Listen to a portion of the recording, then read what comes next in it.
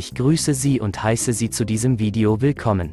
In dieser Videoreihe lernen Sie, wie Sie die Regeln des erfolgreichen Tradings anwenden können, um Ihre Handelsergebnisse in den nächsten 12 Monaten zu verbessern, indem Sie die Grundlagen des erfolgreichen Tradings nutzen. Eine der schwierigsten Entscheidungen, die ich zu treffen hatte, als ich mit dem Handel begann, war die Entscheidung, was ich in meinem Leben erreichen wollte.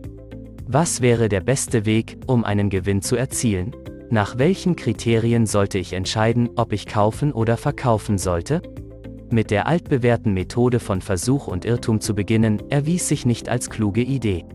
Tatsächlich stellte ich fest, dass die Kurse zu wissen schienen, was ich tat, und sich in die entgegengesetzte Richtung entwickelten, als ich es erwartet hatte. Also begann ich, mir Notizen darüber zu machen, was ich tat, um meine Fehler später erkennen zu können. Auch wenn ich damals überzeugt war, sehe ich heute, dass das entsprechende Einstiegssignal nicht in der Lage ist, die Zukunft exakt vorherzusagen, wie ich zunächst glaubte. Das ist nicht der entscheidende Faktor dafür, ob eine Handelsmethode erfolgreich ist oder nicht. Heute beruhen alle meine Handelsstrategien auf einigen wenigen fundamentalen Gesetzen, und diese Gesetze haben sich für mich immer wieder als erfolgreich erwiesen. Ich habe einmal von einem Mann namens Earl Shoaff gehört, der sagte, dass die grundlegenden Regeln der Natur für jeden gelten und dass sie, egal was sie tun, immer den Gesetzen der Schwerkraft unterliegen werden. Earl Shoaff war ein Mentor von Jim Rohn, und Jim Rohn war ein Mentor von Tony Robbins, und die beiden waren befreundet.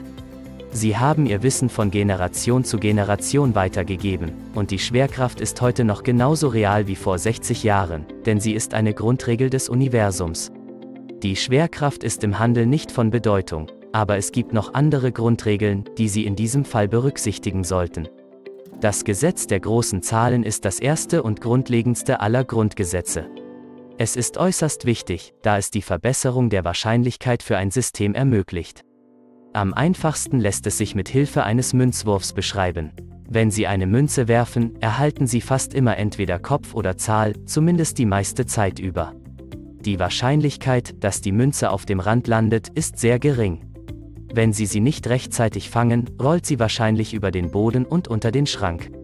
In den meisten Fällen werden Sie jedoch entweder den Kopf oder die Zahl erhalten, und das ist es, was Sie erwarten können. Wenn Sie eine Münze 5-mal werfen, erhalten Sie vielleicht 3-mal Kopf und 2-mal Zahl, je nachdem, wie oft Sie werfen. Das bedeutet jedoch nicht, dass die eine Seite der Münze effektiver ist als die andere Seite. Wenn Sie Ihr Trading von diesem Ergebnis abhängig machen, begehen Sie den sogenannten Basissatzfehler, der wie folgt definiert ist. Laut Investopedia handelt es sich dabei um einen kognitiven Fehler, bei dem der Basis- oder Ausgangssatz bzw. das Potenzial zu wenig berücksichtigt wird. Wenn Sie eine Münze 10.000 Mal werfen, können Sie sehr sicher sein, dass jede Münzseite etwa 5.000 Mal zu sehen sein wird. Dies ist ein Beispiel für das Gesetz der großen Zahlen in Aktion. Als Thomas Edison versuchte, die Glühbirne zu entwickeln, machte er sich dieses Gesetz zunutze. Als er darauf angesprochen wurde, sagte er, dass er sich darüber im Klaren war, dass ihm irgendwann die Möglichkeiten ausgehen würden, zu erklären, warum eine Glühbirne nicht funktionieren würde.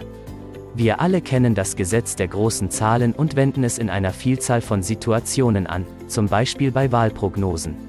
Mit einem großen Basissatz ist es möglich, die Qualität Ihrer Annahmen zu erhöhen, was Ihnen helfen kann, Ihre Ergebnisse zu verbessern und Wahrscheinlichkeiten zu erhalten, die über dem allgemeinen Durchschnitt liegen.